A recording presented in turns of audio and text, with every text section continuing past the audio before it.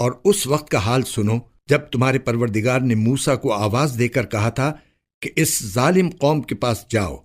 یعنی فرعون کی قوم کے پاس، کیا ان کے دل میں خدا کا خوف نہیں ہے؟ موسیٰ نے کہا کہ میرے پروردگار، مجھے ڈر ہے کہ وہ مجھے جھوٹا بنائیں گے،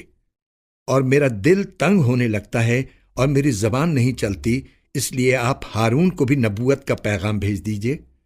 اور میرے خلاف ان لوگوں نے ایک جرم بھی عائد کر رکھا ہے جس کی وجہ سے مجھے ڈر ہے کہ وہ مجھے قتل نہ کر ڈالیں۔ اللہ نے فرمایا کہ ہرگز نہیں، تم دونوں ہماری نشانیاں لے کر جاؤ، یقین رکھو کہ ہم تمہارے ساتھ ہیں، ساری باتیں سنتے رہیں گے۔ اب تم دونوں فرعون کے پاس جاؤ اور کہو کہ ہم دونوں رب العالمین کے پیغمبر ہیں،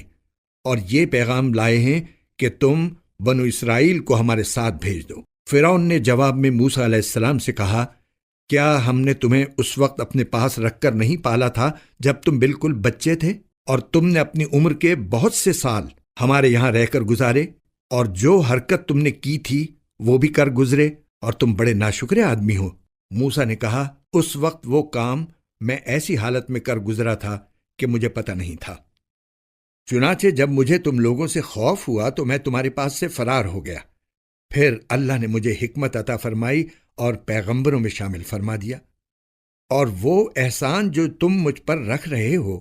اس کی حقیقت یہ ہے کہ تم نے سارے بنو اسرائیل کو غلام بنا رکھا ہے۔